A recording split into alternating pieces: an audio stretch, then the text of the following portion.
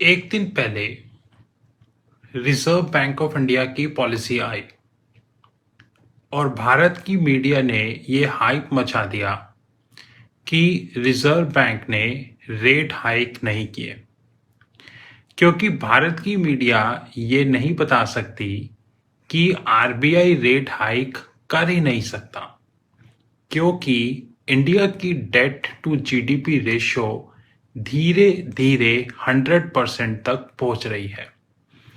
आज अगर आरबीआई ने रेट हाइक कर दिए, एग्जाम्पल, तो पहले तो रुपी डेप्रिशिएट होगा।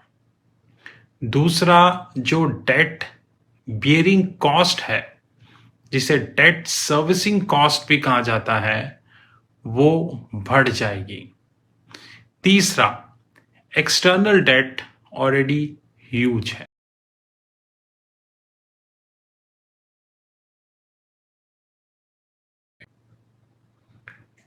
अगर आप ध्यान से देखें तो सिंगापुर की जो डेट टू जीडीपी रेशो है वो ऑलरेडी 131% क्रॉस कर चुकी है। यानी कि अगर आपकी जीडीपी $1 है तो सिंगापुर का डेट $1.3 है। और इस चीज को अभी तक किसी ने हाईलाइट नहीं किया, लेकिन बहुत जल्दी आपको सिंगापुर का नाम भी श्रीलंका और पाकिस्तान जैसे मिल जाएगा। क्योंकि अगर आपको लग रहा है कि सिंगापुर बच जाएगा तो ये गलतफहमी है, क्योंकि बहुत जल्दी एक डेट क्राइसिस आएगा जिसमें सारे nation one by one crash हों।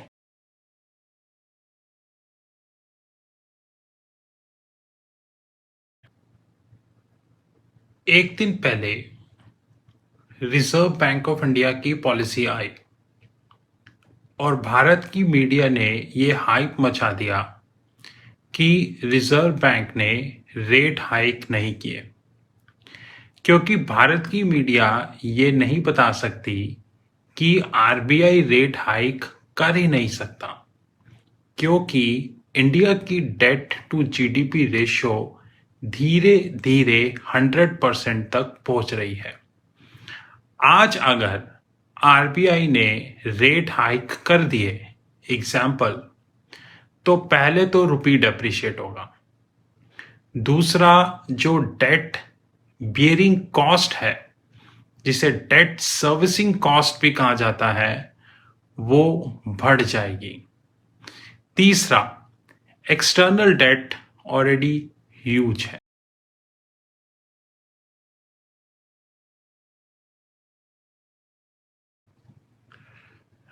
अश्नीर ग्रोवर पे ऑलरेडी मैंने यूट्यूब पे वीडियो बनाई, अपलोड भी हुई, लोगों को अच्छी भी लगी। आई होप आप भरत पे की लड़ाई को वॉच कर रहे होंगे। और यही अश्नीर ग्रोवर शार्क इंडिया में एक जज है। इंडिया में आज सबसे बड़ी प्रॉब्लम यह है कि जो लोग डिजर्व नहीं करते उन लोगों को नॉन डिजर्विंग पोजीशंस पे बिठा दिया जाता है। अश्नीर ग्रोवर पे जो चार्जेस लगे हैं, उन चार्जेस की जब तक क्लैरिफिकेशन नहीं हो, उसके बावजूद वो शार्क इंडिया का जज है।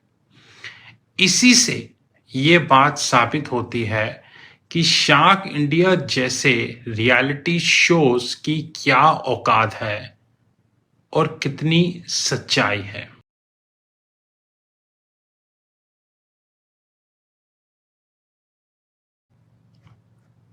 कोरोना बहुत स्पीड से फैल रहा है। अगर आप आज गूगल पे शंघाई की न्यूज़ देखेंगे तो आपको ये पता चलेगा कि चाइना की शंघाई ऑलमोस्ट लॉकडाउन हो गई है, ऑलमोस्ट। और सबसे ज़्यादा स्ट्रेंज फैक्ट ये है कि चाइना की शंघाई की सिचुएशन को इंटरनेशनल मीडिया कवर नहीं कर रही है। इंडियन मीडिया की तो बात ही छोड़ दो। लेकिन इन्वेस्टर्स को सावधान रहना चाहिए, क्योंकि जो चीज शंघाई में हो रही है वो एशिया की किसी भी कंट्री में हो सकती है। इसलिए गूगल पे कोरोना वायरस के रिलेटेड लेटेस्ट अपडेट्स चेक करते रहें।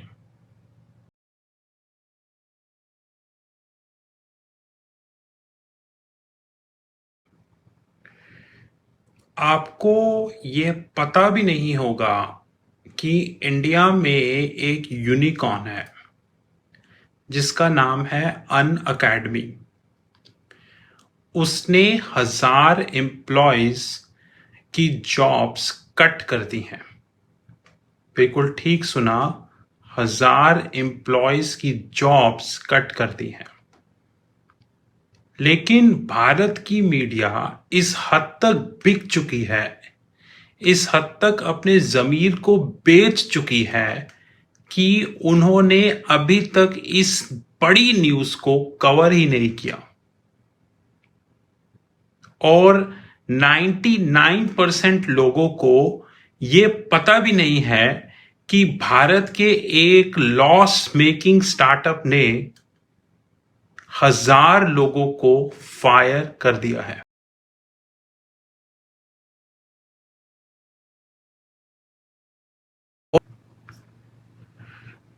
टाटा सन्स, जिसकी किताबों में डेट है और प्राइवेट कंपनी होने के कारण ये इंफॉर्मेशन कभी पब्लिक नहीं हो पाई, लेकिन वक्त वक्त पे गूगल पे ये इंफॉर्मेशन आती रहती है कि टाटा सन्स ने डेट रेस किया। ये अलग बात है कि भारत की मीडिया इसको कभी हाईलाइट नहीं करती। और अब आपको जान के बेहद खुशी होगी कि टाटा सन्स ने 5,900 करोड़ टाटा डिजिटल में इन्वेस्ट किए। टाटा डिजिटल जो कि टाटा ग्रुप की ई कॉमर्स आर्म है। और जान के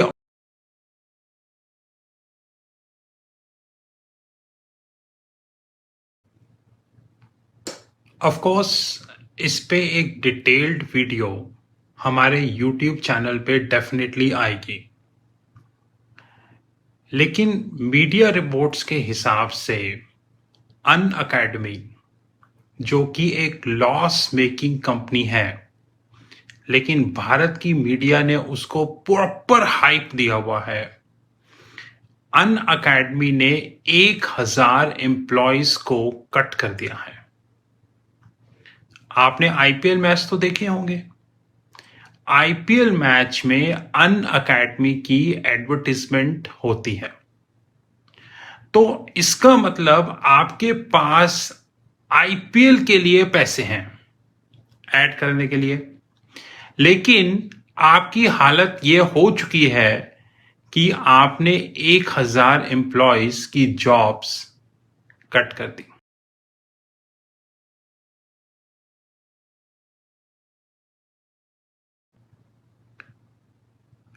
कुछ साल पहले श्रीलंका एक स्ट्रॉन्ग इकोनॉमी थी, फिर धीरे धीरे श्रीलंका का डेट बढ़ता गया और एज यूजुअल लोगों ने इसको इग्नोर किया। आज श्रीलंका की हालत क्या है ये सबके सामने है। पूरी कैबिनेट रिजाइन कर चुकी है, वहां का गवर्नर रिजाइन कर चुका है और अब ले दे के श्रीलंका में कुछ बचा भी नहीं है। जिस जिस देश ने डेट को अपने जीने का सहारा बनाया वो कभी भी कामयाब नहीं हुआ। और अगर आपको लगता है कि श्रीलंका एकमात्र केस है तो वेट कीजिए।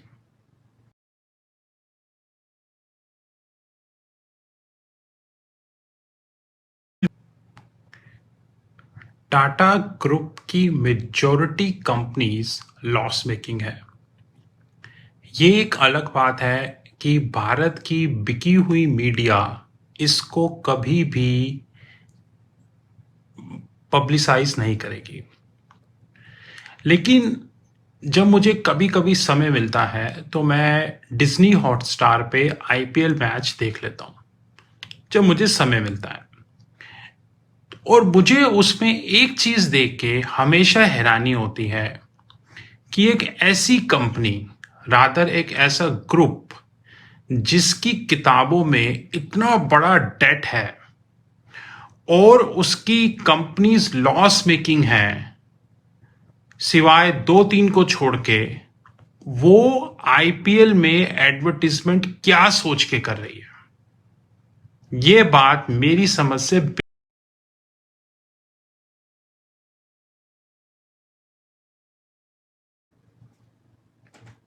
पिछले 8 सालों में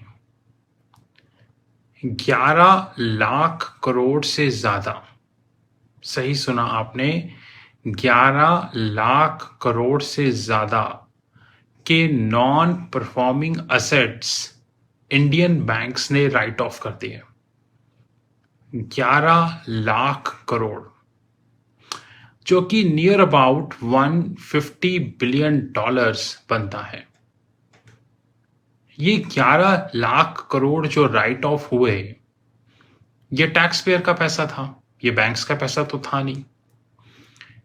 क्या आपने कभी सोचा है, क्या आज तक इंडिया के टैक्स पेयर को ये पता चला कि वो कौन से कॉरपोरेट्स थे जिनके 11 लाख करोड़ रुपए साफ हो गए?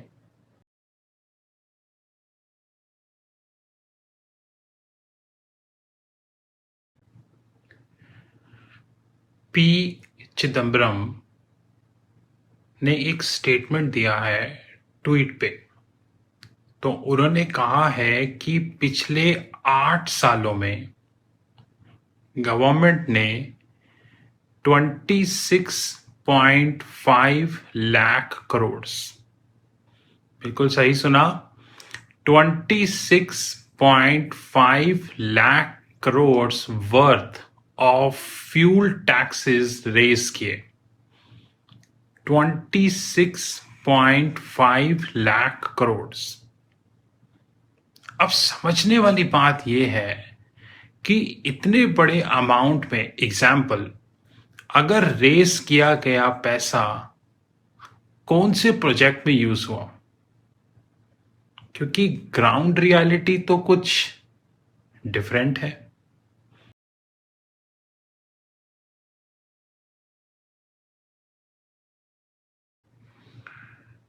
आई होप आप भरत पे को फॉलो कर रहे होंगे, क्योंकि भरत पे अब एक ऐसी कंपनी बन गई है जिसके पास सैलरी देने के पैसे नहीं हैं।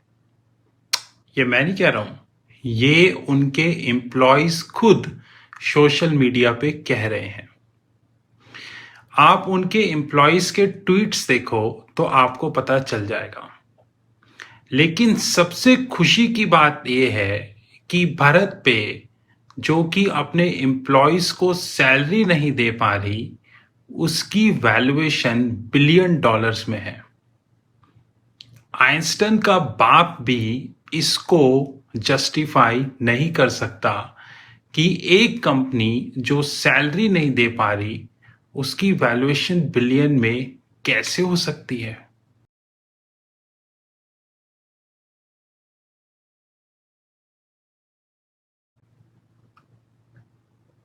दुनिया भर में ग्लेशियर्स पिघल रहे हैं। साइंस की टीम्स ग्राउंड पे काम कर रही हैं, और अगर आप गूगल पे चेक करें तो इसके रिगार्डिंग न्यूज़ गूगल पे आ भी रही है। ये एक अनफॉर्चुनेट पार्ट है कि हम ग्लेशियर्स के मेल्ट होने पे कोई भी कंसिडरेशन पे नहीं कर रहे हैं, लेकिन ग्लेशियर्स मेल्ट हो रहे हैं। इस साल 2022 में पूरी दुनिया में हीट वेव्स हैं। फिर चाहे वो इंडिया हो, यूरोप हो या कोई भी देश हो, जिससे कि ग्लेशियर्स और जल्दी मेल्ट होंगे और एक बहुत बड़ा नेचुरल डिजास्टर बहुत जल्दी आएगा।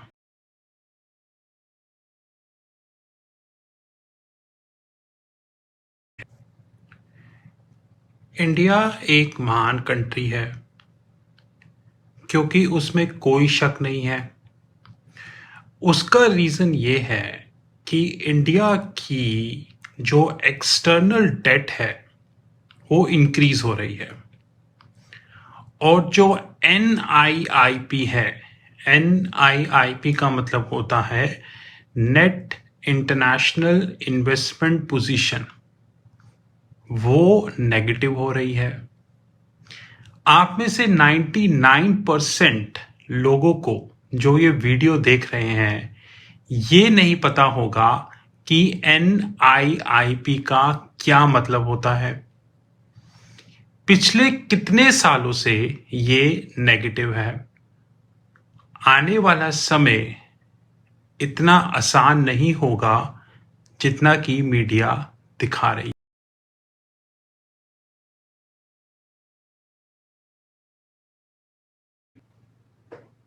इंडिया में जो ई कॉमर्स बिजनेस है वो लॉस मेकिंग है। फिर चाहे वो अमेजोन हो, फ्लिपकार्ट हो, पेटीएम हो या और कोई भी ई कॉमर्स कंपनी हो। लेकिन अगर आप टाटा ग्रुप को ध्यान से समझें तो आपको एक चीज समझ में आएगी कि इनके डिसीजंस को समझना असंभव है, क्योंकि टाटा ग्रुप ने करीबन करीबन 5,900 करोड़ दोबारा अपनी ई कॉमर्स आर्म में लगा दिए। अब समझने वाली बात यह है, जब अमेजॉन, फ्लिपकार्ट, पेटीएम इन जैसे नाम कंसिस्टेंट घाटे में चल रहे हैं तो टाटा ग्रुप कैसे प्रॉफिटेबल हो जाएगी? सोचिए।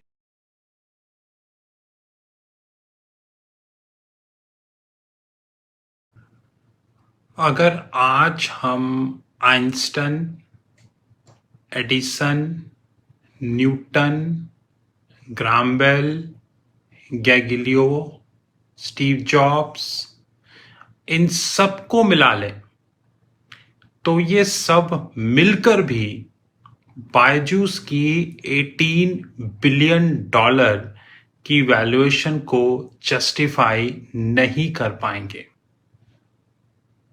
इसके लिए हमें स्वयं महादेव को ही बुलाना पड़ेगा कैलाश पर्वत से कि आप ही बायजूस की 18 बिलियन की वैल्यूएशन जस्टिफाई करो, क्योंकि एक ऐसी कंपनी जो कि लॉस मेकिंग कंपनी है उसकी वैल्यूएशन 18 बिलियन तो सिर्फ प्रभु महादेव ही जस्टिफाई कर सकते हैं।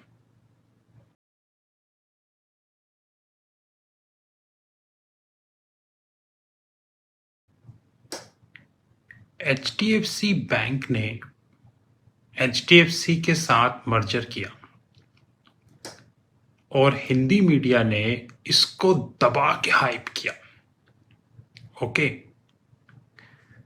2 दिन बाद HDFC बैंक के बोर्ड ने कहा, बेसिकली HDFC ने कहा कि उनको 50,000 करोड़ के बॉन्ड रेज करने हैं अगले साल। लेकिन इंडियन इन्वेस्टर में इतना दिमाग नहीं है ये सवाल पूछने का कि 50,000 करोड़ जो कि अराउंड 8 बिलियन डॉलर है, इतना पैसा क्यों चाहिए? क्या आपने कभी सोचा? नहीं।